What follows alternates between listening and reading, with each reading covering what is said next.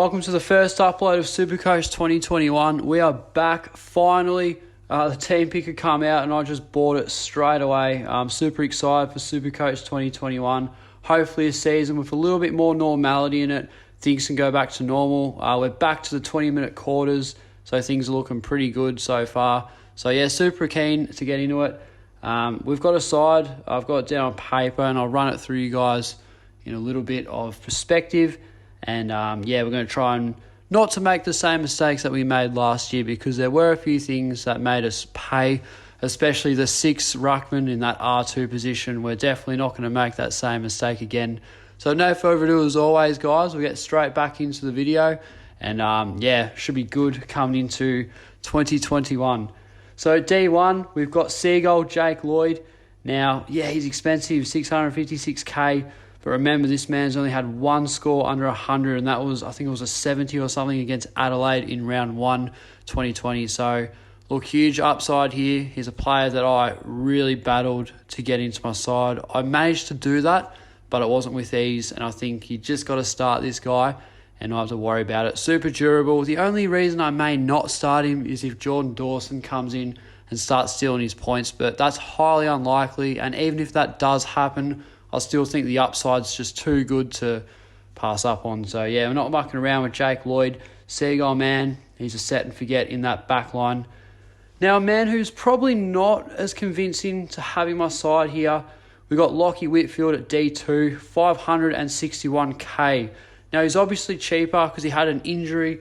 He scored, I didn't have him on my side, so I can't specifically remember what he scored, but I'm pretty sure it was like 5 or something, and it would have completely reduced his score. Just every year he seems to go down with some sort of an injury, but the scoring potential is just too high to pass up on. And for that price, I think he's a pretty safe pick, in my opinion. I could have Zach Williams there, but it's the same sort of situation. Injury prone. He will get a little bit more junk time at Carlton in the midfield, so he's probably a player that I really will keep a close eye on. Might even pick him. We'll see how we go. We got Luke McDonald as well. George made a player profile on him. I highly recommend you check that out. He's only 512k. Looks really good. But back onto Lachie Whitfield. I think he's fine. I didn't start with him last year. Started with Bailey Smith instead. That was a clear mistake on my behalf, and one that I probably won't do again. You got to pick with your head over your heart sometimes. And even though Lachie Whitfield went down, he's still a much better scorer. Just needs a full season and we'll be laughing. So we got him at D2. Now D3, this is a little bit of a pod here. I could have anyone at this spot, but I'm going for the discount. Well, not really discount, but a bit of value in this pick. Now we've got Jack Lukosius at 430k. So massive pod. I'm pretty sure he was a top 2 pick in the Super Draft. I know he was 2 or 3. I can't remember. But this bloke's just got scoring potential all over the shop. Meters, gain and disposal efficiency. Ticks all the boxes for a defender. Kicks along and he uses it so well for that matter. So, on that, he had a few very bad scores which will have dropped his average. That will happen, but 430k, I believe, is very cheap. And this pick provides a lot of value. I spoke about this in a podcast earlier this year with DR and Supercoach George, and highly spoke about the fact that he could be a great pick for 2021, and I've decided to go a little bit of a left field option for that. Next up, we got Denver Granga Barras. I don't know if I've said that right. We're just going to call him DGB or something like that. Kind of like DBJ, Darcy Byrne-Jones. He's got such a long name, it's going to be a bit of a nightmare. But he was Hawthorn's highest pick. I don't know if they've had a pick 6 in years, probably since early 2000s. So on that, I feel like they will play him very early. Job security, not too bad, believe it or not. I heard on an interview saying that he was going to be a replacement for James Sicily this year until he gets better. So I think this pick has high potential, very expensive, but I just reckon he ticks all the boxes in what you want in a defender. Takes intercept marks, kicks. So, he looks pretty good. We'll just see how we go. See if he's named, but I think he'll be a very popular pick. Next up, we got Lachie Jones at 139k, who was Port Adelaide's first pick in the draft. He did play in the sample, I'm pretty sure. I can't remember, in the under-18s anyway. Where was he? Where was he from? I think he was like a Glenelg player. I could be completely wrong there. But yeah, anyway, he's a local boy, and I think Port Adelaide really want to play him early. He's got a big build, looks AFL ready, and I wouldn't be surprised to see him starting round 1. So I think he's a great pick if you want to go with him. Not too expensive. I think we can get away with 140k. So we got Will Gould here, 123k. This guy should be AFL ready. He should get a game. I was so shocked when he didn't this year. I just couldn't believe it. I mean, this guy's playing senior footy in the sample in 2019. So, yeah, it's huge from him. He's 100 kilos. He was compared to Jeremy McGovern. So I just reckon this guy's ready for an AFL game. I think Sydney should get some games into this bloke. And if he's named, all he needs to do is get named, and I will pick him. So, yeah, I'm pretty confident with this pick. We'll just see how we go when it comes to round 1, but I would be very surprised if he leaves my side. If he doesn't play, might even just have him on the bench. We'll see how we go. But that's defence coming into 2021. Now, midfield, we're going to spend a lot of money in this area because that's where all the points come from. So the first player we got here, very obvious, we got Lachie Neale, 721k. Geez, a lot of money, but he's worth it. He's an obvious must-have. The Brownlow medalist, contested possessions, goals, metres gained, you name it. He just does everything. So we've got to pick him. He's a very obvious selection from my side. Now, next pick here, we got Jack Steele, 658k. Another very expensive player, but I mean, 11 contested possessions and 5.5 tackles on average. He's a player that I feel very comfortable having in my side.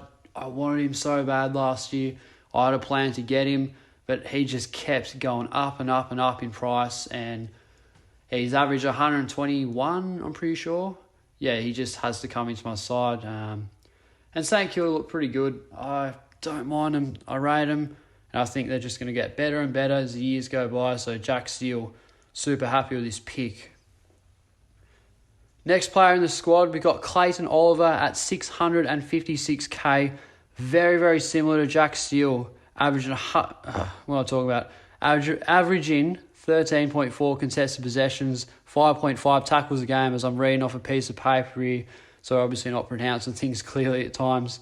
But yeah, very similar to Jack Steele, only a bit cheaper because he does tend to butcher it on occasions, but he's so explosive. And I think with Petrarca playing mid-time, he'll probably cop a little bit more attention, and that's allowing Clayton Oliver to kind of do whatever he wants. He couldn't handle a tag in previous years, but because of that reason, he looks to be getting a little bit more free time. So very happy with this selection, and a player that I also cannot see leaving my side anytime soon. Now, next bloke is a 2018 Brownlow medalist in Tom Mitchell, 610k. To me, he's absolutely cheap as chips. He's a bargain, and I feel like he's suited to longer games. We saw him coming back, averaging 120 this year. Looks like he's over his broken leg, but now he's got another pre-season to get over it. He looks to be going to his best footy. I don't mind it. Before his broken leg, he was so durable. Just played every game so consistently, racks it up, and yeah, with 30-minute quarters plus overtime, I think he can go back to his 40 possession best. It's a long shot, but for 610k, I just can't see this pick going wrong. So I don't mind this, and he's a player that I think I will also start, as I do say that with previous players. Now, the next guy we got here, I think he'd be the most popular player in many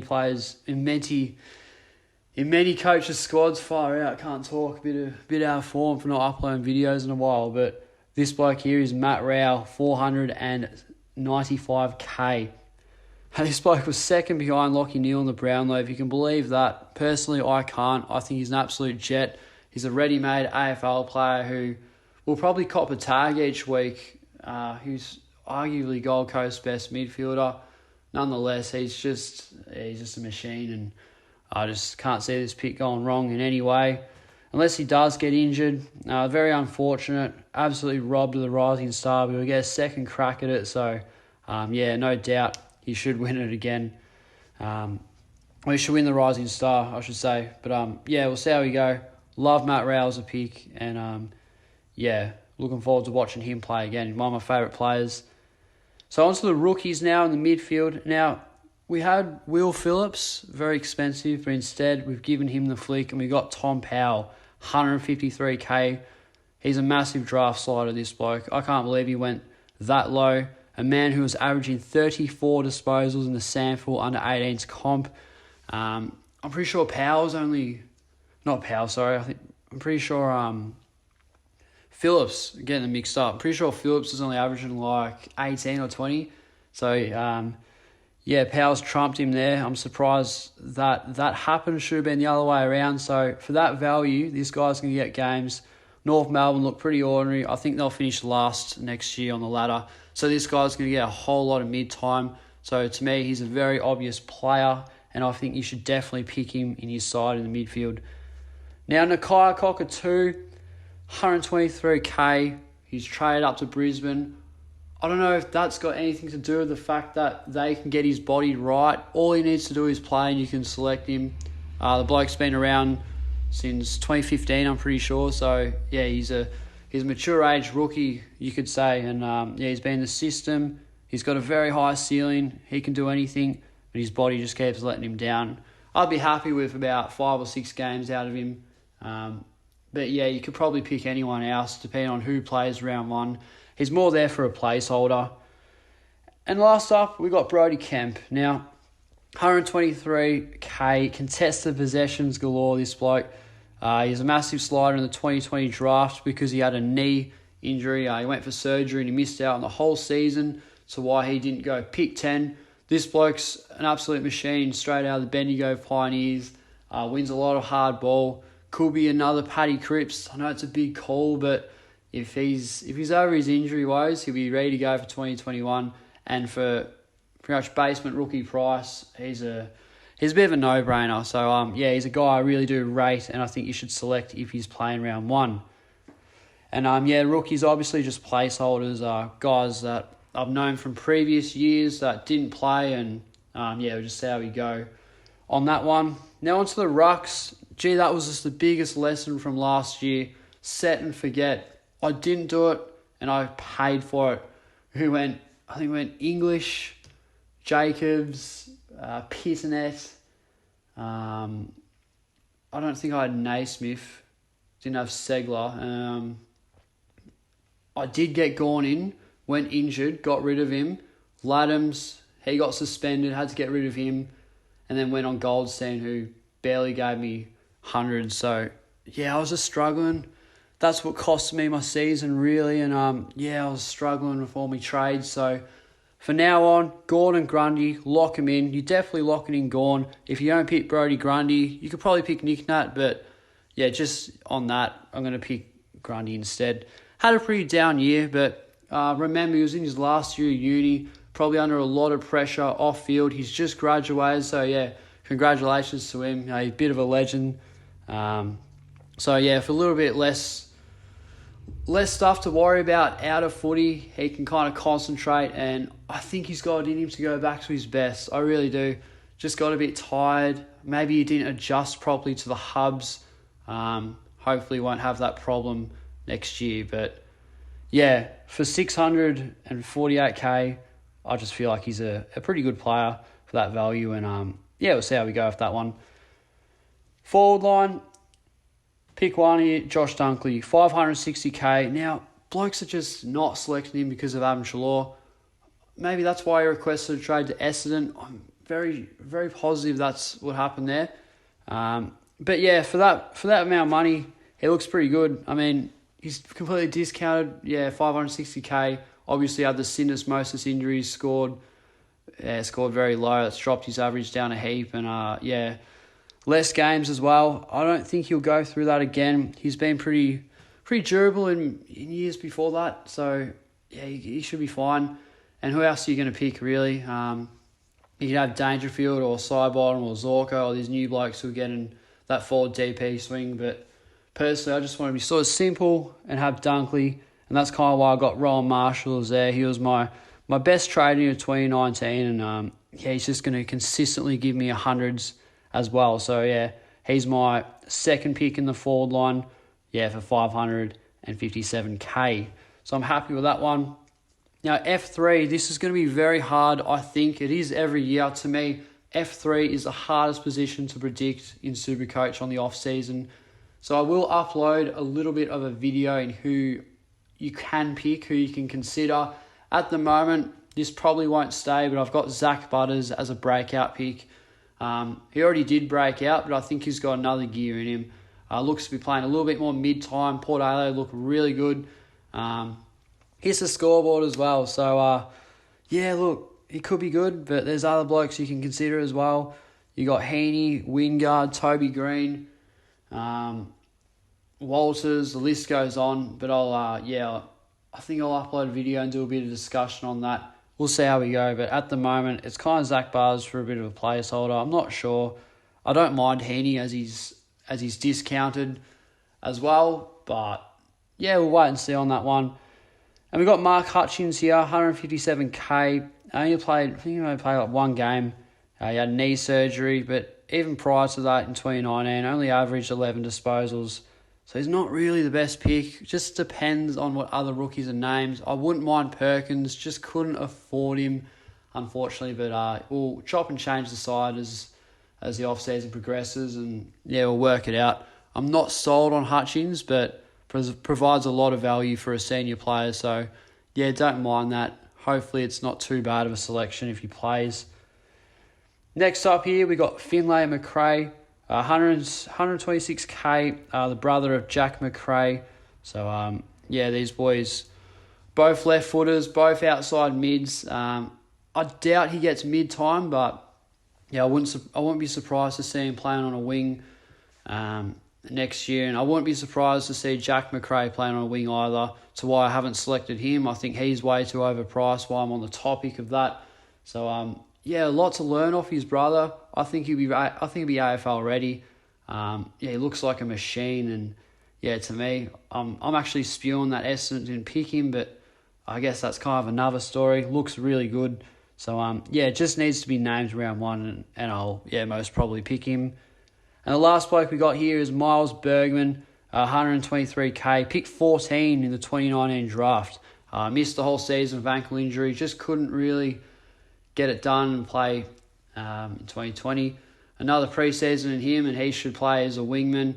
Kind of getting kicked out of the squad a bit by blokes like Dersma, and I don't know who their other wingman is. But I reckon he'll play. If he's named exactly like McRae, I'll just pick him. But that's kind of what I got coming into next year. As I said, we're going to chop and change it, see how we go. But really looking forward to just a normal season, really. I just lost so much interest in Supercoach last year, hence why I've sort of left this upload pretty late. But we've got the passion back. Should be good. We'll get into it. But that's just about it for this video. It's gone on for 18 minutes now, so I'll wrap it up there. Let me know what your thoughts are on this side. And if you have any questions, just let me know. But for now, that's all we got. And we'll see you guys in the next video.